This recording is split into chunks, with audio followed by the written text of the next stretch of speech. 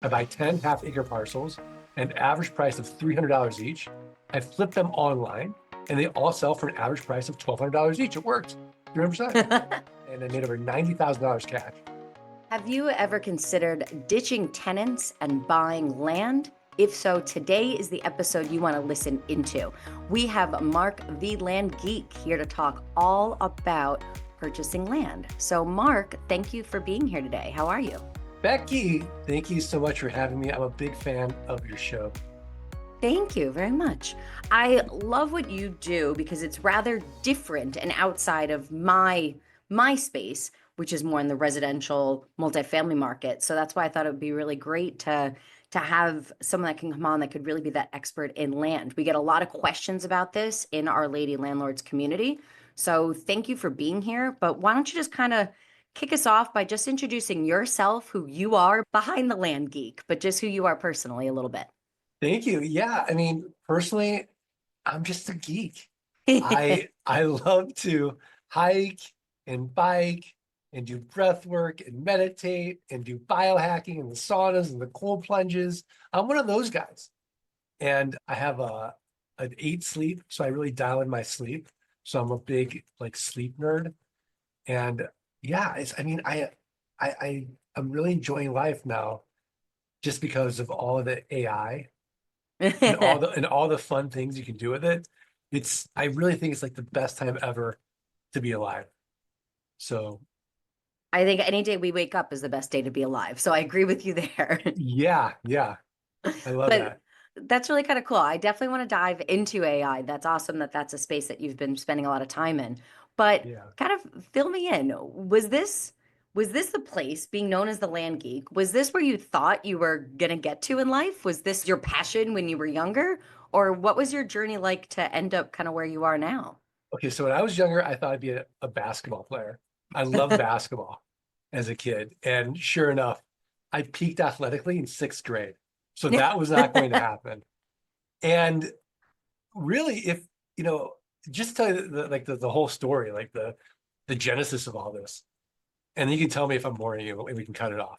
But if we rewind the tape to 2000, I was a miserable, micromanaged, 45-minute commute to work and back investment banker, specializing in mergers and acquisitions with private equity groups. So just saying that, now that I'm saying it, you can tell this was not my childhood dream. And that wasn't either. No 10-year-old can even pronounce that, let alone.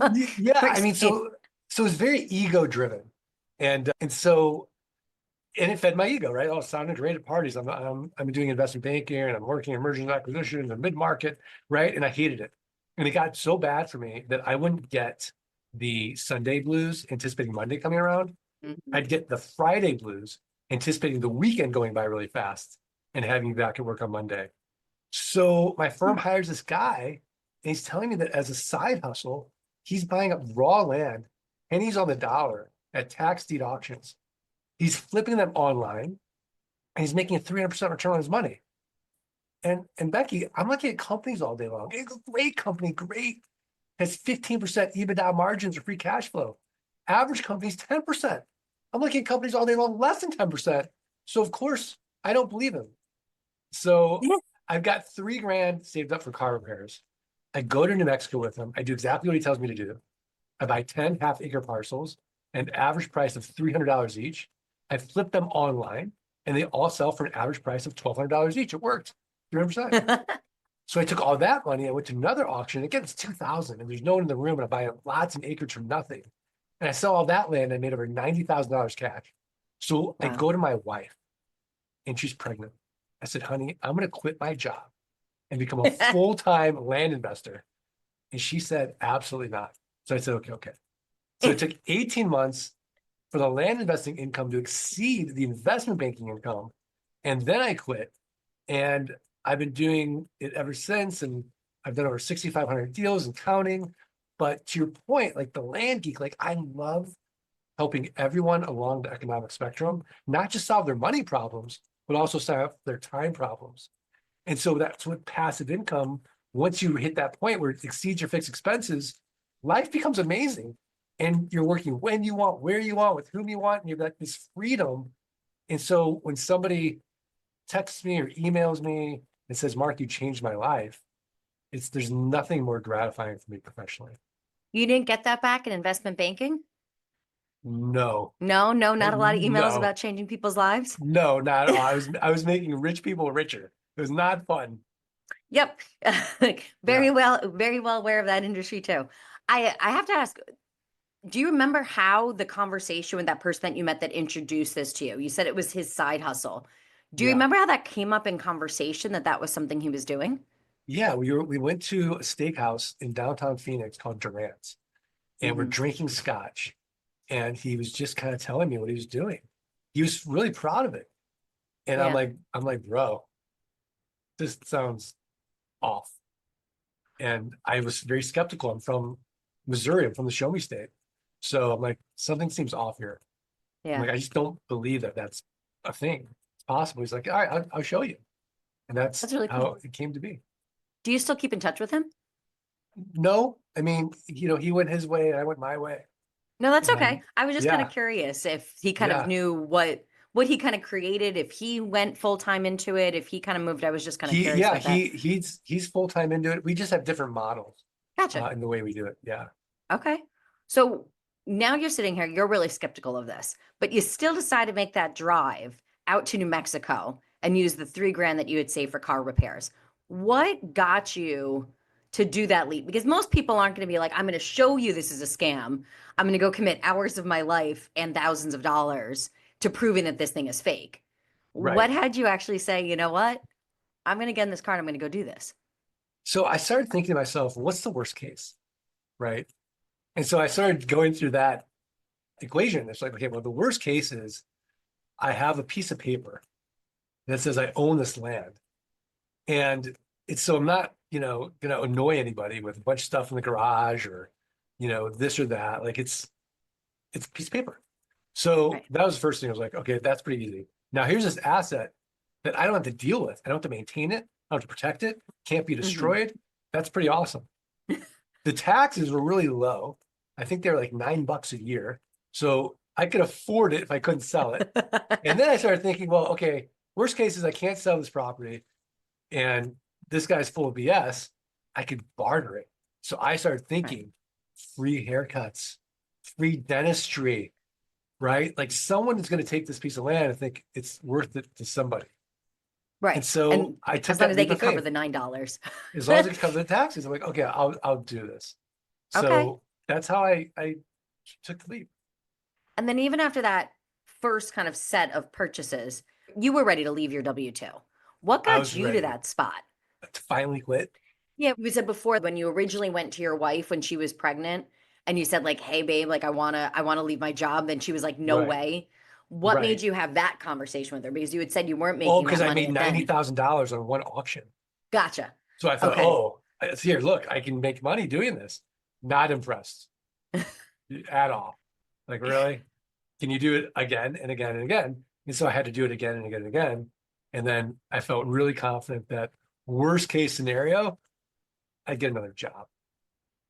Thank you. The reason I ask that is because one, a lot of our Lady Landlords members do have partners at home and they are in different places on if real estate, if investing is the right way to go, when is that right time point to be able to leave a W-2 job. And what I've noticed, even in my own marriage, is that usually there's one person that's a little bit more of the risk taker and is kind of ready to jump. And then there's the other person in the relationship, which is a little more of the ground and a little more of the no, I need to see a little bit more proof. So it kind of sounds like in your scenario, you were a little bit more of the kite. Your wife was a little bit more of the ground in that situation. And was there anything that you did over that next 18 months besides just show her that you could replicate that income and you could replicate that money's coming in that helped get her on board with then you leaving the day job? Yeah, I mean, I think that was really it because she just needed to see it and understand it and know Mhm. that, okay, this isn't a fad.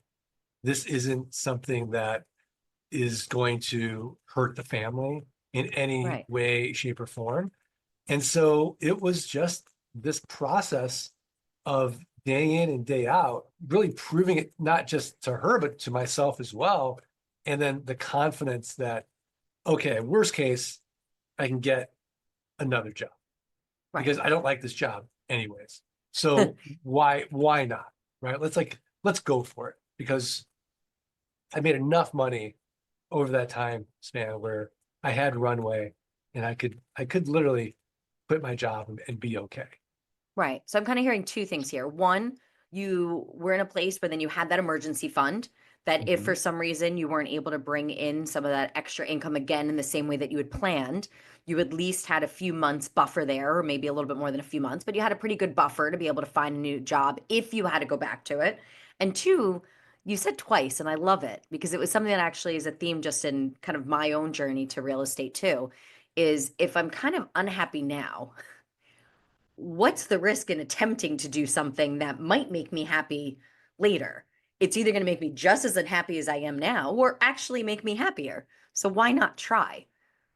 Yeah, exactly. And I really think that the riskier thing to do in life is have a job. And the reason I say that is that you're trading certainty for lack of freedom, right? So it's like I go to my job, I'm certain. And I do this job this way, I'm most likely going to get paid. Where when you're an entrepreneur, you have nothing but uncertainty Mhm. every day. But you get to the point where it's like, okay, I can, even within all this uncertainty and all this being uncomfortable and embracing the suck, I can create something where I'm totally free. And nobody outside of my control can one day wake up and say, I'm downsizing. We're laying you off. Nothing I did. Right. And so in a way, it's like I want to be the captain of my own ship. And I I really think that most people want that autonomy. It's Yeah. just scary to do it that way. But I think to your point, like, you have family, you have kids, you have a spouse, like do it responsibly. Now, if you're in your 20s, you can live off ramen, go for it. But when you're older and you have responsibilities, do it in a way that's responsible. Right. So I like the fact. So now is that kind of a long way of saying, Mark, that maybe your wife was right, that you should have waited the 18 months before leaving the day job? Absolutely not. I will not say that ever. No. Okay, I'll make sure to send her a copy of this. Yeah, yeah, for sure. Thank you for walking us through that piece. I always like having that conversation because I know so many of our members are looking to go full time within real estate or to leave that full time job. And I appreciate you sharing kind of what that looked like. But I'm sure then the other questions on our members' mind are how do you even find the land opportunities to even buy? Where would you Such a even good start in question. that process? Such a good question. Okay, Becky, let's use you as a case study. Sure. Okay, so I'm gonna kind of walk you through the model so that the lady landlords can replicate it. And then I'm gonna rewind back and just kind of get real detailed about, okay, well, how do we pick the right market in the county? But let's just Perfect. start with a high level case study. So Becky, where do you live? So I spent 5 months in Dominican Republic, 5 months in New York, and 2 months in Europe.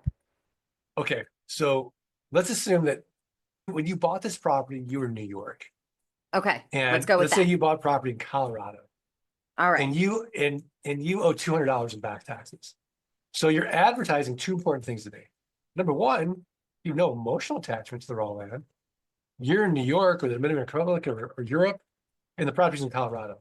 And number two, you're distressed financially in some weird way because we don't pay for things like our property taxes. We don't value them in the same way. As a result, the county treasurer keeps sending you notices saying, Becky, you don't pay your property taxes, you're going to lose that property to a tax deed or a tax lien investor. So all I'm going to do is look at the comparable sales on your parcel in Colorado. Mhm. And I'm going to take, for like, let's say the last 12 to 18 months, I'm going to take the lowest comparable sale. Let's say it's $10,000. Easy math. I'm going to divide by 4. And that's going to get me what Warren Buffett would call 300% margin of safety. So I'm going to send you Okay. an actual offer of $2,500 for your parcel in Colorado. Now, you're thrilled. Why? Because for you, $2,500 is better than nothing. In reality, 3 to 5% of people are going to accept my quote unquote top dollar offer. But now that you've Okay. accepted it, I have to go through due diligence or in-depth research.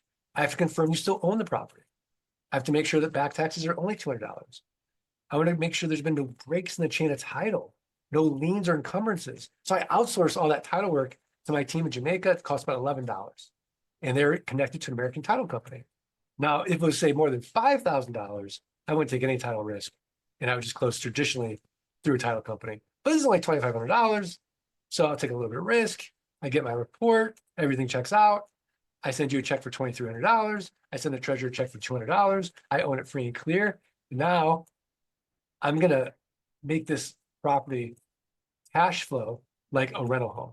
So, Becky, I have a built-in best buyer. Do you know who it is? No. The neighbors. The neighbors. So I'm going to send out neighbor letters saying, hey, here's your opportunity. Protect your privacy. Protect your views. Know your neighbor. So oftentimes the neighbors will buy. Now, if the neighbors pass, I'll go to my buyers list. The buyers list passes, I'll go to a little website you may have heard of. It's called Meta or Facebook. Buy sell groups. Once or twice. Yeah. And then I'll go to the lands. So land.com, landmodo.com, landandfarm.com, landcentury.com, landsamerica.com, landwatch.com. These are all these platforms where people buy and sell raw land. But the secret is in the pricing. So all I'm going to ask for is a $2,500 down payment. And then I'll make it a car payment. Let's say $329 a month for next 60 months at 9% interest. So I get this one-time sale and I'm going to get $329 a month. I'm going to get my money out in the down payment. I could go 6 to 10 months out. I'm going to get $329 a month at 9% interest the next 60 months. Becky, no renters, no rehabs, no renovations, no rodents. And because I'm not dealing with a tenant, I'm exempt from Dodd-Frank, RESPA, and the SAFE Act, all this owner's real estate legislation. So then it's a simple game. Can I create enough land notes where my passive income exceeds my fixed expenses? And then I can go to the Dominican Republic and in Europe and New York, whenever I want, and live my best life. Exactly. I love the fact that exactly what you paid for it is what you do as that down payment when you're selling it. Is that very typical for you, that that's how you price out what you're selling it, is that down payment covers really what you've spent? I try to do that. Now, it depends on the market, depends on the economy, but absolutely, that's ideal. But the worst case is I'll go 10 months out. So essentially for every $1,000 that I invest in a piece of property, that note payment will be $100. So if I invest $5,000 in property, then I'm looking at $500 a month. I like that also that you build in that monthly recurring revenue there and also with the interest on it. So I like that it kind of relates to a lot more of what we do in Lady Landlords. A lot of women are more familiar with kind of seller financing. So almost in that sense, it's the idea of kind of creating that bank for you where you're still getting your down payment and you're really quote unquote over here for those listening to the podcast, I'm doing air quotes here, that it's really kind of like seller financing for your land.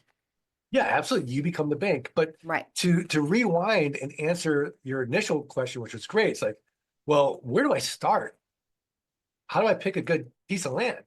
So the first thing is, let's just be real, right? Nobody wakes up and thinks to themselves, boy, I'd like some raw land in Iowa today. Unless I actually feel like you do, Mark. I actually feel like you might.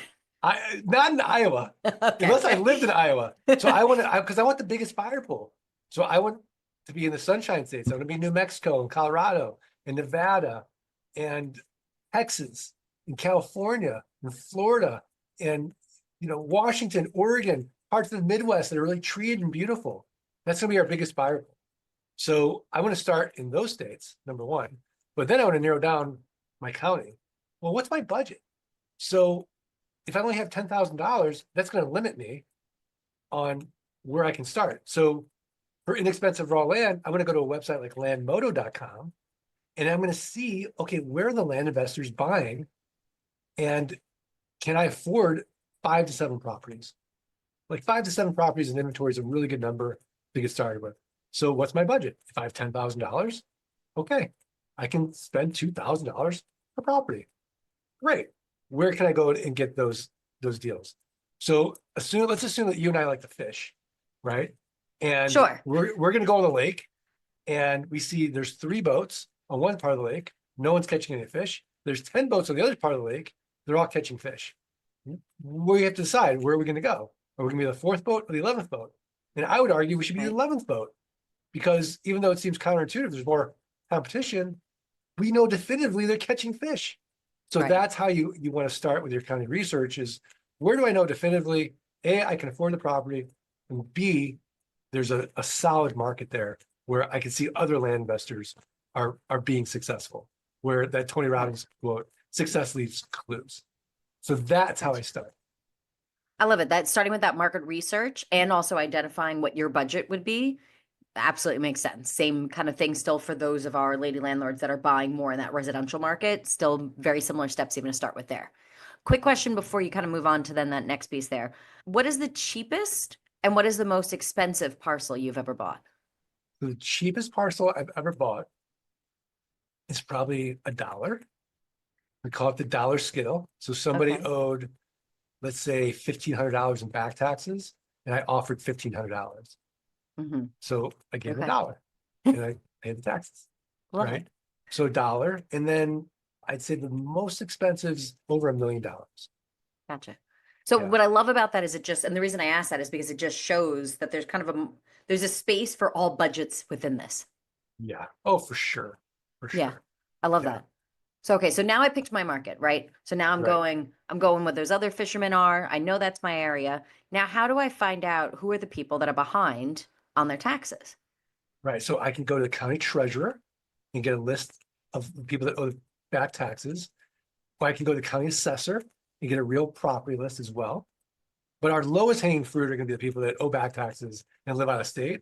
But once we know there's a market there, let's just send everybody an offer Right. and go from there. So there's also websites now like a datatree.com or a zamplo.com, and we Okay. can use filters and we can get the list and it's in a CSV file and we can use software and we can put that software, that CSV file into the software and it'll automatically send out our offers and go from there as well. And you said you usually get about 3 to 5% of people actually respond back to you, correct? Yeah, so that metric is really important because I need to know how the market's responding to that offer out of the gate. So if I know if it's under 3%, I came in too low, but if it's Mhm. over 5%, I came in too high and I have to retrade. I also like that because I feel like that also sets expectations of you should probably send more than one letter. Yeah, Right? yeah, Like, oh, I made one phone call or I sent out one letter, one postcard, whatever it may be. Oh, and I didn't hear back. That's it. This is never going to work. I'm not going to do that. But once again, I really hear you dialing in on getting that information back, getting that data, and then really understanding what that data is telling you.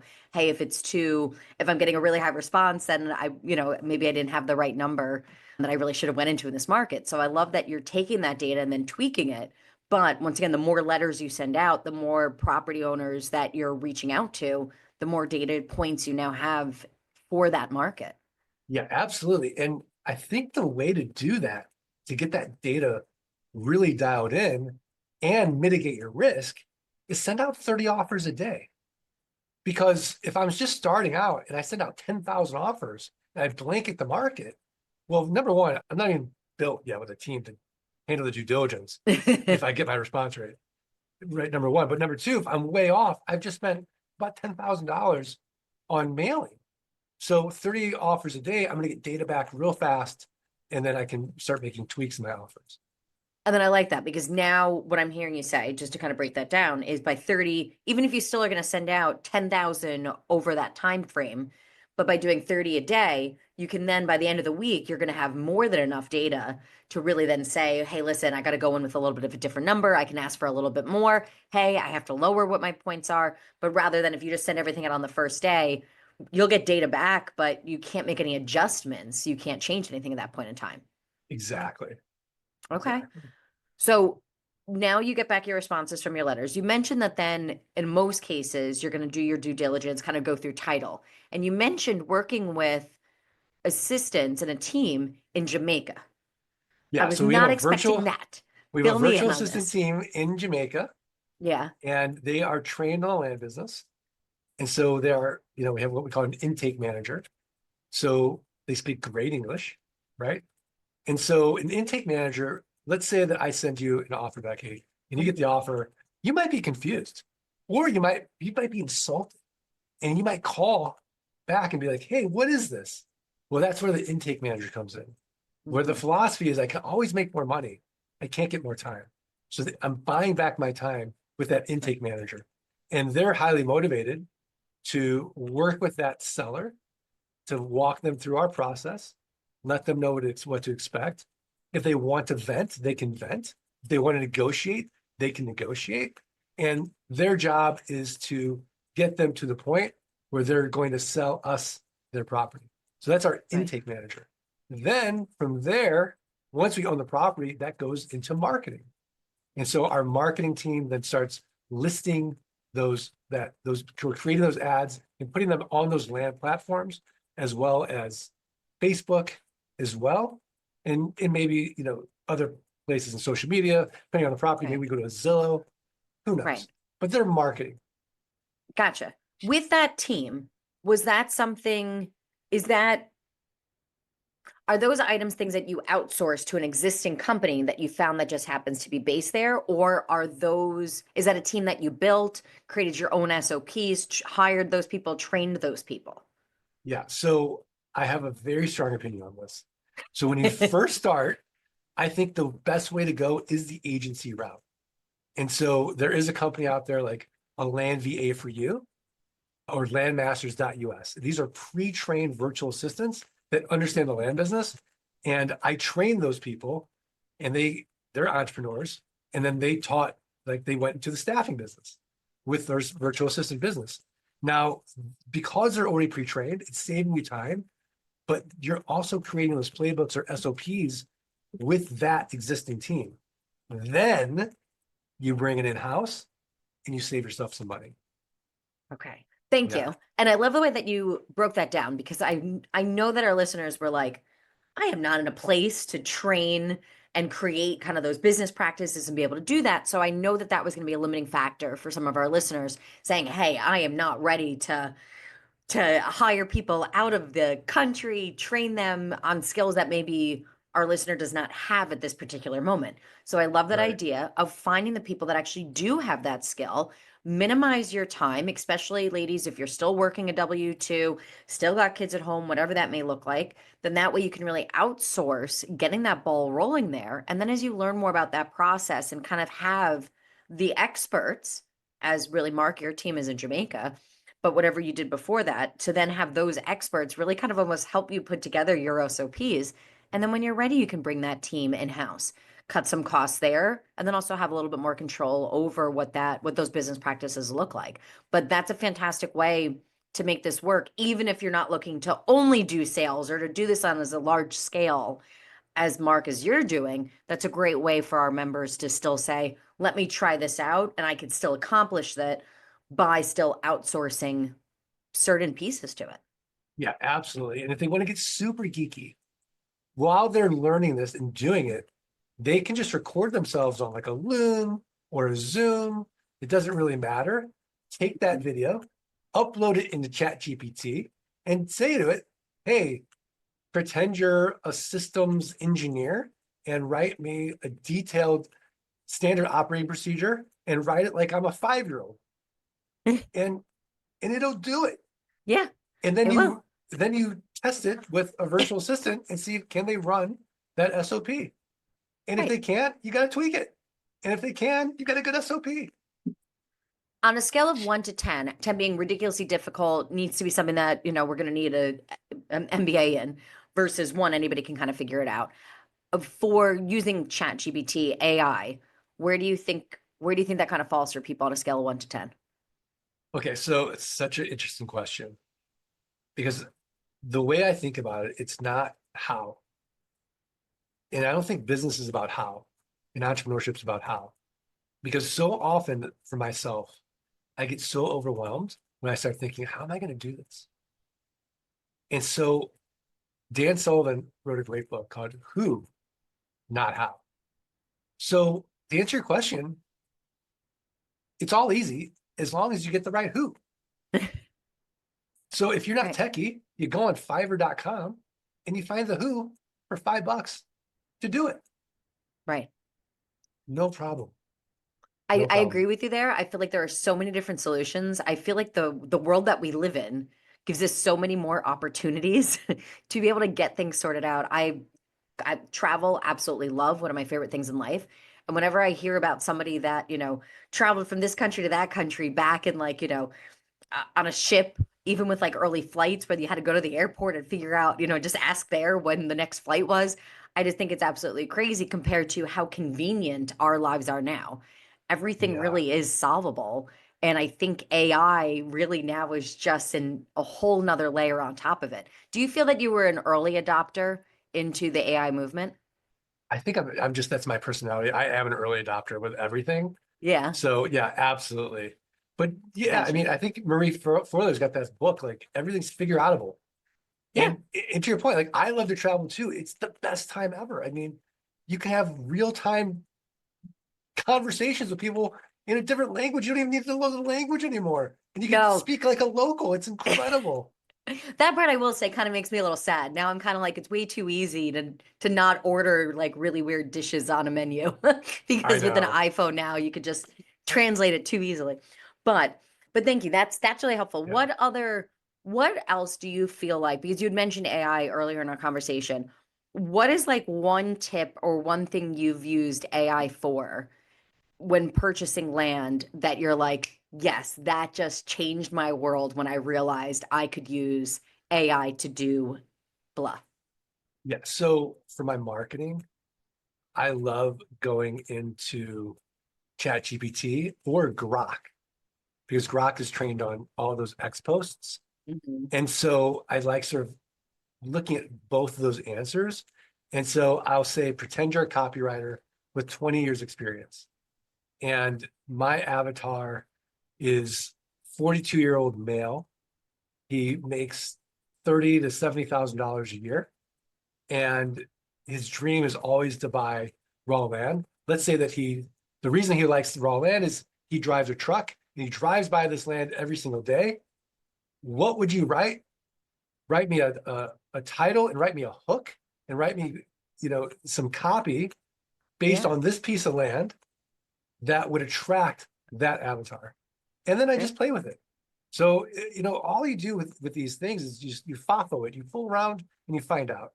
Right. And so there's nothing to be afraid of. You can't break anything. And it's No, kind of fun. I And like it because again, it's if it's testing.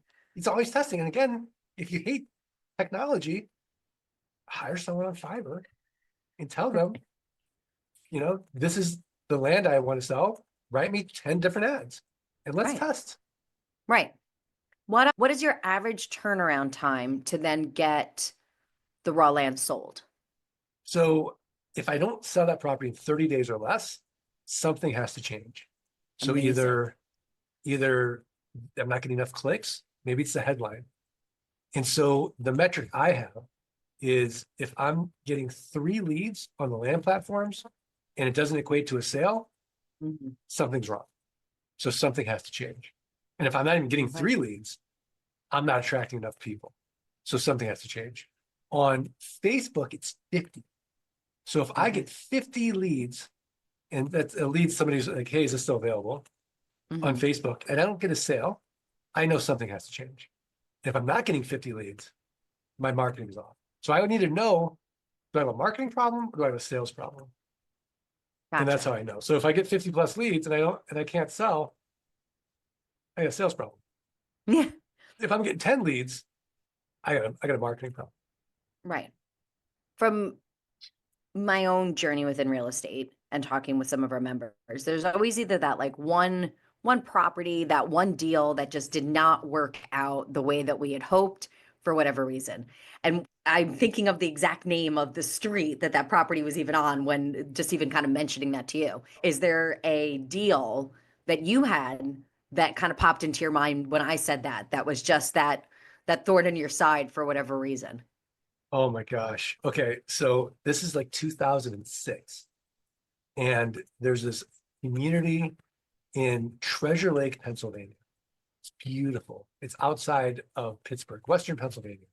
And Mhm. there's 3 lakes, and there's 2 PGA rated golf courses, and it's gated, and they have a restaurant, and they have $1 million homes, but the original developer overdeveloped it. So they had 1,000 lots.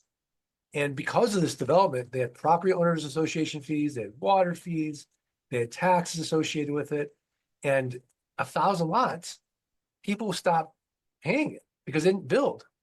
So I go and I fly in, I got my suit, and I'm like, look, I go to the county and I go to the property owners association. I'm like, look, you've got all this dead money. I'm gonna resurrect it. Give me these lots. And while I own them, I don't pay any taxes, no tax abatements, no POA fees until I sell them. And I'll collect your taxes, I'll collect your POA fees for you.